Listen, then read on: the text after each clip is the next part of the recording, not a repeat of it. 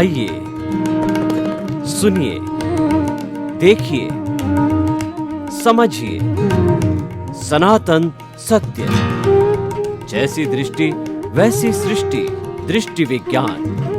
कुदरत, कुदरती रचना एवं कुदरत के कानून से शाश्वत सुख की प्राप्ति। जोधपुर के परम पूज्य महात्मा उपासक प्रोफेसर डॉक्टर सोहन राज तातेड़ के निर्देशन में सनातन सत्य। जैसी दृष्टि वैसी सृष्टि, दृष्टि विज्ञान।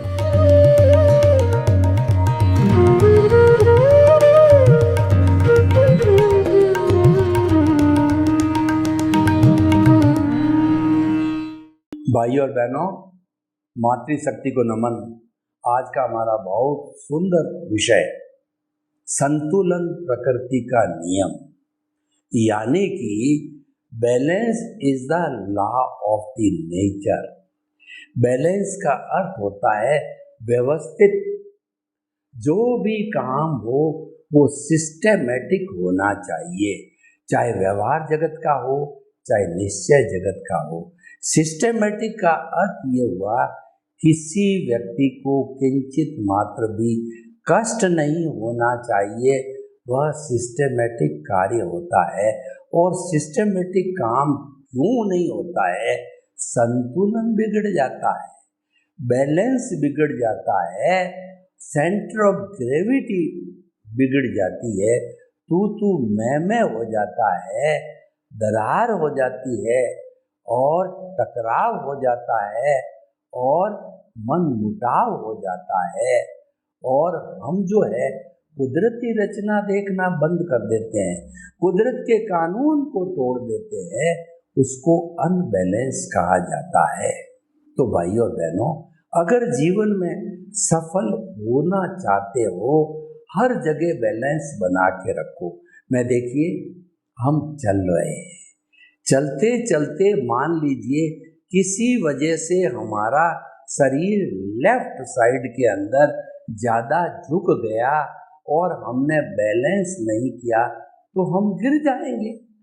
हाथ टूटेगा, पांव टूट सकता है, आपको ब्रेन हेमरेज कुछ भी हो सकता है। लेकिन आपने अप्रमाद किया, आपने जागरूकता रखी, तो लेफ्ट साइड के अंदर जब आपका शरीर झुकने लग गया तो आपने काउंटर बैलेंस किया, राइट साइड को ज़्यादा झुकाया तो लेफ्ट साइड है अपने जगह पे आके बैलेंस हो गया, सेंटर ऑफ ग्रेविटी स्थिर हो गई, आप गिरे नहीं।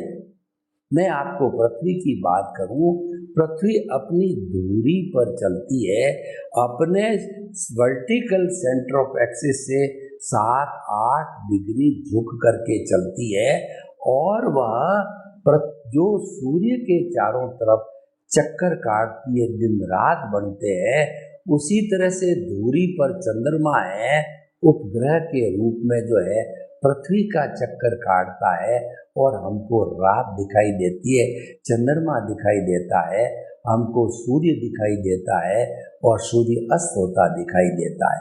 लेकिन अगर वो सीजी 7-8 डिग्री जो है वह घट करके 3-4 डिग्री हो जावे या 8-10-12 डिग्री हो जावे, तब क्या होता है भाई और बहनों? आपने देखा क्या? सुनामी आते हैं और महामारी आती है, अतिवृष्टि होती है, अनावृष्टि होती है और जो है बड़े बड़े भूकंप आते हैं, शहर के शहर, गांव के गांव धाराशायी हो जाते। ये क्यों हुआ? अनबैलेंस के, असंतुलन होने के लिए। आप किसी भी दृष्टि से देखिए, पति पत्नी जब दोनों जो है अनुशासित रहते हैं, दोनों एक दूसरे का सम्मान करते हैं, कभी अगर स्त्री अग्नि बन जाए, पुरुष जलधारा बन जाए, तो वो अग्नि शांत हो जाती है, और दोनों अग्नि बन जावे तो दावानल हो जाता है। दावानल में क्या होता है? एक छोटी सी चिंगारी वन में लगती, हवा चलती है तो पूरे वन को जला देती है, उसको दावानल कहते हैं। थी तो छोटी सी चिंगारी, एक दिया जलाई और उसने पूरे वन को भस्मीभूत कर दिया। तो उसी तरीके से जो पति पत्नी तू मैं चल पड़े, गाली गलौच में आए, एक ने बेलन उठाया, एक ने हॉकी उठाई, तो पत्नी की हड्डी तोड़ दी, पति का सिर फोड़ दिया और दोनों देखिए हॉस्पिटल चले गए। ऐसी भी स्थिति आती है, किसी ने छुरा मार दिया, पत्नी को मार दिया, पति को मार दिया। थी छोटी सी चिंगारी, एक छोटी सी बात पत्नी या पति ने दी थी, लेकिन वो दावा नल बन गया, जिंदगी खराब हो गई। फिर जो है तू मैं होते रहे, तुमने वो किया, वो कहता तुमने वो किया। इन बातों का कभी अंत नहीं आता है और वह टकराव की स्थिति चलते चलते या तो किसी की हत्या होती है या कहना चाहिए किसी का जो डाइवोर्स होता है और बाल बच्चों पर क्या गुजरती है आप सभी। ये क्यों होता है? ये असंतुलन से होता है, ये अमर्यादा होता है। संतुलन का दूसरा नाम मर्यादा, अनुशासन, डिसिप्लिन, एक दूसरे के प्रति सम्मान करना, एक दूसरे को रेस्पेक्ट करना, अहंकार नहीं करना, विनय का भाव रखना, ये सब उसके पर्यायवाची है। तो भाइयों और बहनों, हमें यह चिंतन करना चाहिए कि जीवन के किसी भी क्षेत्र के अंदर असंतुलन पैदा नहीं होना चाहिए।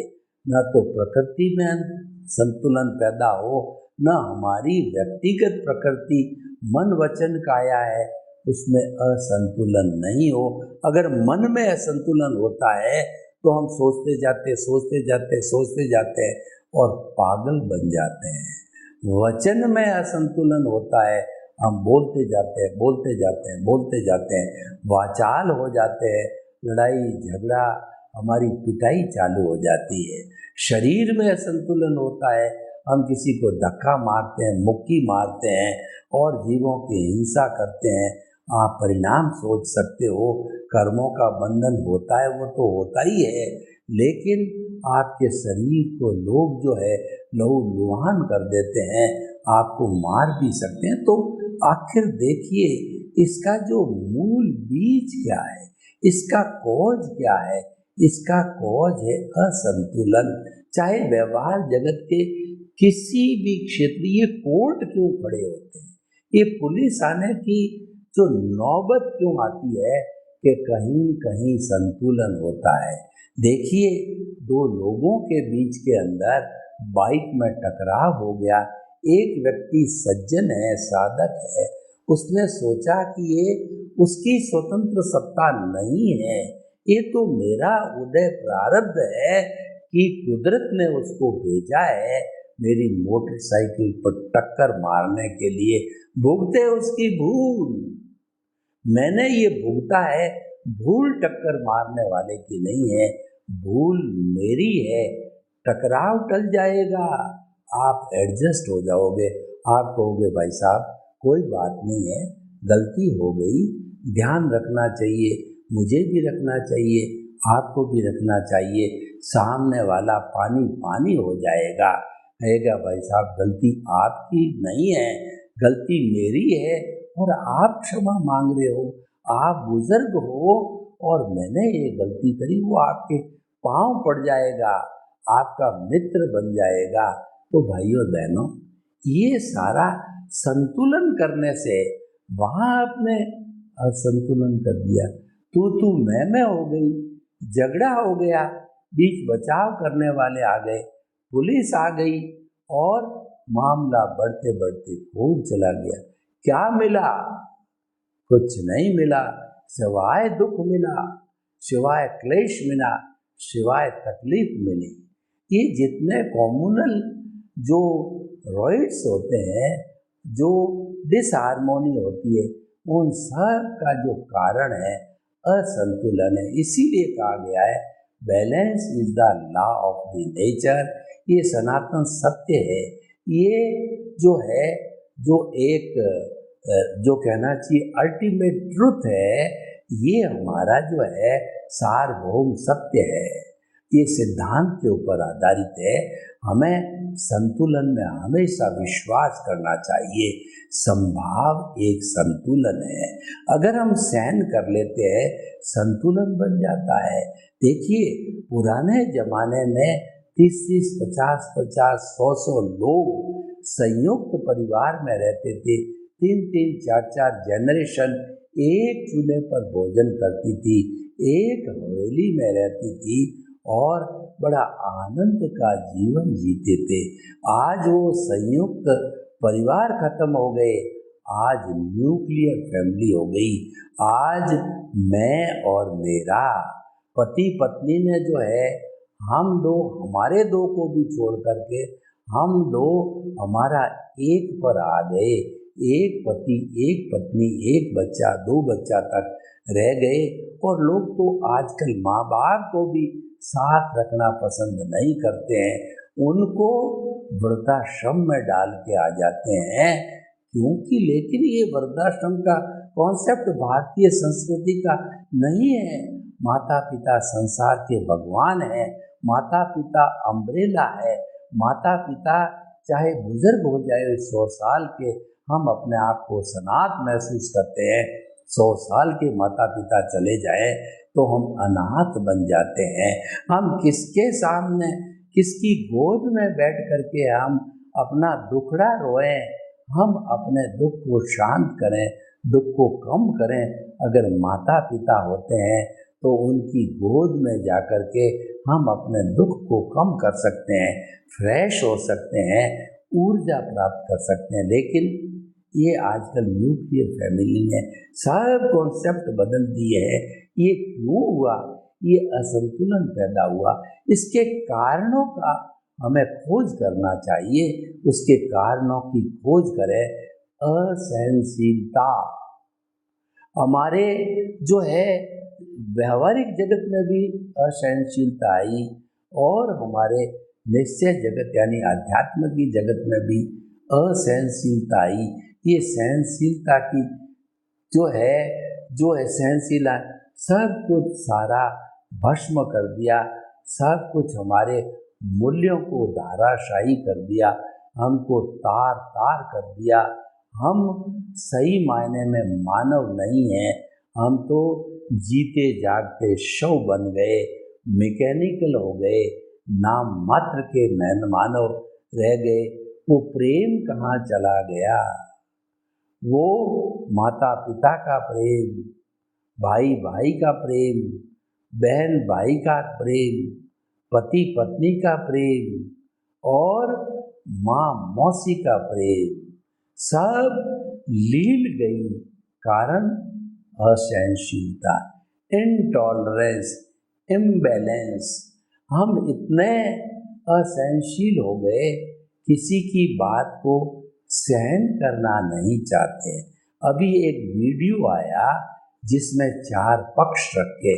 पहला पक्ष ऐसा था कि आप माता पिता के पास से गुजरते थे तो नजरें नीची करके हाथ जोड़ करके गुजरते थे। दूसरा पक्ष आया, दूसरा समय आया कि आपने माता पिता से बातचीत करना चालू किया, आपने संवाद चालू किया, उनका आपने जो है आशीर्वाद लिया, गाइडेंस लिया, सुझाव लिया।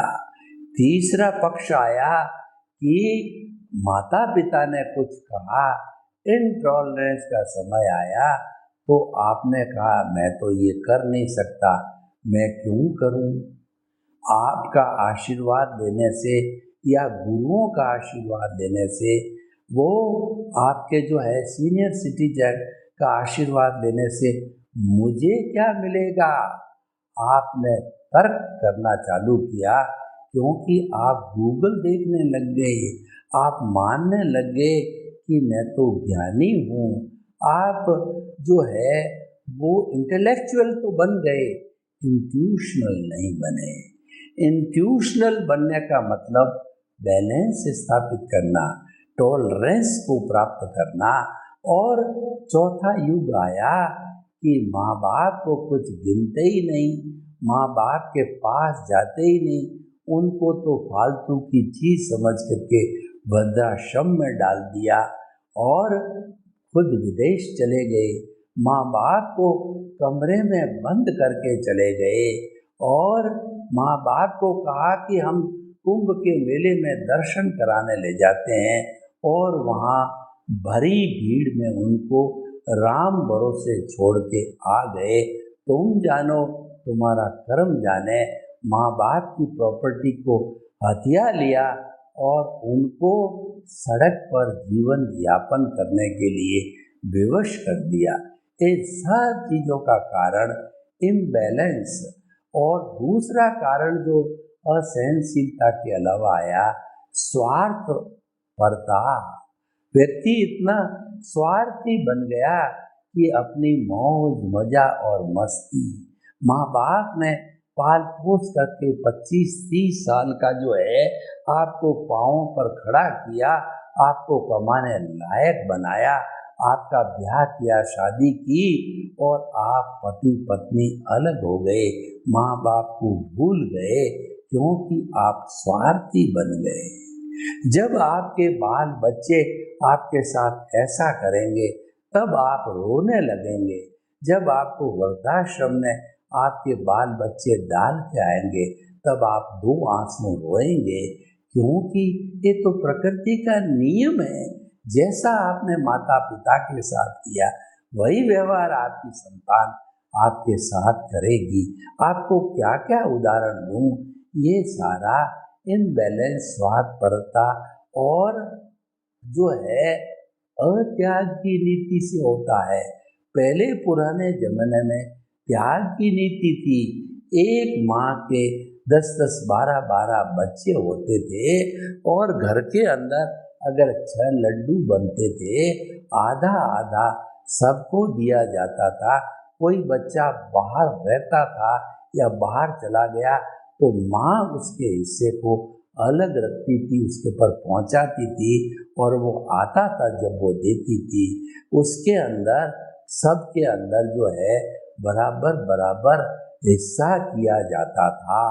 तो वो त्याग की स्थिति थी।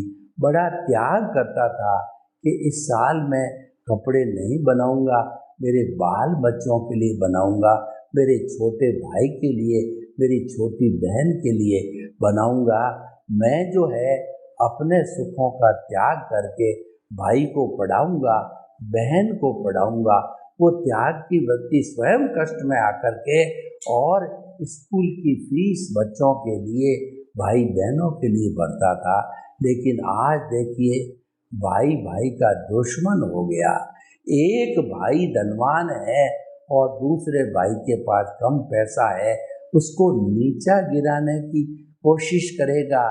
एक भाई आगे बढ़ रहा है, दूसरा भाई उसकी टांग खींचने के लिए गवर्नमेंट में शिकायत करके, इनकम टैक्स में शिकायत करके वो रेड गिराएगा, उसको गिराएगा। ये केंकड़ा नीति है, दूसरों को गिराने की है। देखिए केंकड़ा नीति क्या करती है कि एक जो व्यक्ति था उसने 2 छाबड़ियाँ में एक के अंदर मछली को भरा, उसको खुली छोड़ दिया और उसको ढक के रखा और दूसरी छाबड़ी के अंदर केंकड़े को रखा, उस छाबड़ी को खुला छोड़ा। एक चिंतक व्यक्ति वहाँ आया और उस मछुआरे को पूछा, भाई तुमने ऐसा क्यों किया? उसने कहा मछली को ढका इसलिए है, मछली को खुला रखूँगा तो ये फुदक करके पानी में चली जाएगी। मैंने इतनी जो है उसका जाल डाल के उसको इकट्ठा किया है, तो मेरी जो है ये सारी मेहनत बेकार हो जाएगी। तो केंकड़े को तुमने केंकड़ों को भर के खुला क्यों रखा कि एक केंकड़ा ऊपर चढ़ेगा तो दूसरा केंकड़ा उसकी जो है वो टांग खींच लेगा, तीसरा उसकी टांग खींच लेगा। कोई किसी को इस छाबड़ी से, टोकरी से बाहर जाने नहीं देगा। तो भाइयों बहनों, हमारा भी यही हालत है। हम पॉजिटिव थिंकिंग वाले हैं तो मछली की तरह है, नेगेटिव थिंकिंग वाले हैं तो केकड़े की तरह है। इसी कारण ये असंतुलन जो होता है वो केकड़े की नीति के कारण होता है। संतुलन वह होता है, वह प्रमोद भावना से होता है, वो मछली की तरह है। कोई बढ़ रहा है, मेरा भाई बढ़ रहा है, मेरा समाज का व्यक्ति बढ़ रहा है, मेरे देश का व्यक्ति बढ़ रहा है, मैं भी उससे शिक्षा लेकर के आगे से आगे प्रमोद भावना करके मैं भी आगे बढ़ूं। तो ये संतुलन आप अगर व्यवहार जगत में लागू करोगे और आपका जो भीतरी जगत है उसमें भी आप कुदरती रचना आर्ट ऑफ द विजन को एग्री करते हैं, आपके भीतर आप शुद्ध आत्मा परमात्मा को केंद्र में जन्म जन्मांतर के लिए शुद्ध भावों के साथ विराजित कर देते हैं। आपके केंद्र में प्रभु विराजमान हो गया होगा तो कभी अनबैलेंस नहीं हो सकता। जन्म जन्मांतर तक वो प्रभु शुद्ध स्वरूप का है, वो परमात्मा है। अभी हम परमात्मा बने नहीं, हमारे साथ में अज्ञान है। उस अज्ञान के कारण ये हमारा आत्मा बद्ध आत्मा है। लेकिन वो परमात्मा केंद्र में है तो परमात्मा के गुण सम्यक ज्ञान दर्शन आप उनसे आशीर्वाद प्राप्त करके और उनकी एप्लीकेशन करते रहोगे तो जीवन में कभी अनबैलेंस नहीं होगा।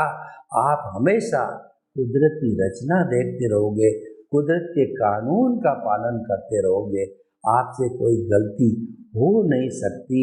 जो ही आपने कुदरत के कानून का पालन किया, जो ही आपने आपके जो है मन वचन काया तथा उससे जुड़ी हुई हर अवस्था मात्र कुदरती रचना है, वह व्यवस्थित है, वह अनबैलेंस, वह व्यवस्थित है, वो प्रीडेस्टिन्ड है और वो जाने के लिए आई है। वो जड़ है, विनाशी है, वो जा रही है जा रही है जा रही है, रहने के लिए नहीं आई है। तो ऐसा चिंतन भीतर आपके आर्ट ऑफ द विजन में चलता रहेगा, अज्ञान इरेज होता रहेगा। आपकी प्रतिष्ठित आत्मा से जो है जो भाव गिरेंगे वो शुद्ध भाव गिरेंगे, वो मोक्ष के लायक और सहायक बनेंगे। वह जो गिरेंगे क्योंकि आपके केंद्र में आत्मा है और आपकी परिधि पे जो आपका धन है, दौलत है, पद है, प्रतिष्ठा है, संबंध है, सत्ता है, संपत्ति है, वो धीरे धीरे आपके जो है निमित्त भावों से, निमित्त निर्दोष करता और शुद्ध आत्मा डिटर्जेंट पाउडर लगते लगते आपकी परिधि है वो धीरे धीरे शून्य होती चली जाएगी। यानी अज्ञान पूरा समाप्त हो जाएगा, इरेज हो जाएगा, प्रतिष्ठित आत्मा समाप्त, मन समाप्त और आप जो है केवल दर्शन के भागी हो जाएंगे, केवल दर्शन हो जाएगा। नेक्स्ट बर्थ में परिणाम स्वरूप आपको केवल ज्ञान मिलेगा, आप शाश्वत सुख को प्राप्त करोगे। ये शाश्वत सुख की नींव क्यों लगी, ये प्राप्ति क्यों होगी कि आपने बैलेंस बनाया, आपने संतुलन बनाया, आपने परमात्मा को विराजमान किया। उसकी जगह आप जो अगर आप जीवात्मा रहते, आप स्वार्थ की चेतना में रखते रहते, आप जो है बहिरात्मा रहते तो आप जो है वह देहाध्यास में रहते तो आपको परमात्मा का अर्थ ही नहीं। वो अनबैलेंस की स्थिति से भवांतर में घूमते आ रहे हैं और घूमते रहोगे। बैलेंस करने के लिए मानव जीवन मिला है। ये जो है केंद्र में आत्मा को विराजमान करने के लिए मानव जन्म मिला है। ये आपका सम्यक ज्ञान दर्शन का डेवलपमेंट करने के लिए मानव जीवन मिला है। कुदरती रचना देखने के लिए मानव जन्म मिला है। कुदरत के कानून का पालन करने के लिए मानव जीवन मिला है और पालन करोगे निश्चित तौर पे आपका व्यवहार जगत और निश्चय जगत सुखी रहेगा। सर्वे भवन्तु सुखिनः, सर्वे सन्तु निरामया। लोग के जीवों को सुख मिले, शांति मिले, आनंद मिले, प्रेम मिले। हम लॉ ऑफ द नेचर को मान करके बैलेंस बनाकर अनुशासन को बनाकर सिद्ध बुद्ध मुक्त बने। आपके प्रति मंगल भावना। ओम शांति।